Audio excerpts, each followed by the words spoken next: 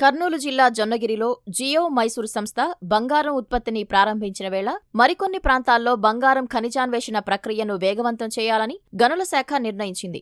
సత్యసాయి జిల్లా నంబలపూలకుంట మండలం జౌకుల గ్రామ పరిధిలో 1000 హెక్టార్ల చొప్పున ఏ, బి, సి, డి, ఈ, ఎఫ్ బ్లాకులుగా విభజించారు.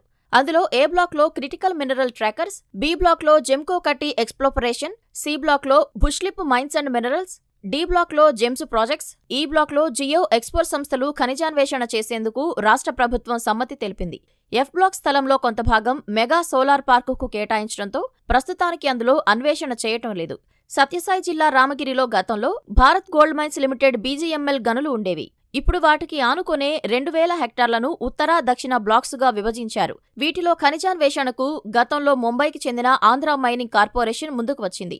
రొద్దం మండలం బొక్సంపల్లి ఉత్తర, దక్షిణ బ్లాక్స్లో 1740 హెక్టార్లు బంగారు నిల్వలు ఉంటాయని గుర్తించగా తాజాగా అక్కడ geological survey of India G3 దశలో ఖనిజాన్వేషణ చేపట్టింది. చిత్తూరు జిల్లా చిగురుగుంట బిసనత్తంలో 273 హెక్టార్లలో 22 లక్షల టన్నుల బంగారం ఖనిజం ఉంటుందని గతంలో గుర్తించారు. టన్ను ఖనిజం నుంచి సగటున 5.64 గ్రాముల వరకు బంగారం వస్తుందని అంచనా. గతంలో దీనిని కేంద్ర ఖనిజాభివృద్ధి సంస్థకు కేటాయించగా వివిధ కారణాలతో ఆ సంస్థ తవ్వకాలు చేయలేకపోయింది. తాజాగా దీనికి ఈ వేలం నిర్వహిస్తున్నారు. ఇక్కడ ఖనిజ తవ్వకాలు ఆరంభించి బంగారం ఉత్పత్తి ప్రారంభిస్తే ఏటా 600 నుంచి 1000 కేజీల వరకు ఉత్పత్తి చేసేందుకు వీలుంటుందని అంచనా వేస్తున్నారు. ఆయా ప్రాంతాల్లో లభించే మట్టి, రాళ్లను పరిశీలించి బంగారు నిక్షేపాలు లభించేందుకు ఉన్న అవకాశాన్ని ప్రాథమికంగా నిర్ధారిస్తారు. ఈ ప్రక్రియ అంతా 4 దశల్లో జరుగుతుంది. బంగారు నిక్షేపాలున్నాయని ప్రాథమికంగా గుర్తించే దశను జియోలాజికల్ దశ 4 అంటారు. 3వ దశ కింద అక్కడ సగటున ప్రతి 400 మీటర్ల దూరానికి 1 చొప్పున బోర్హోల్స్ వేసి భూమి లోపల నుంచి నమూనాలు తీసి పరిశీలిస్తారు.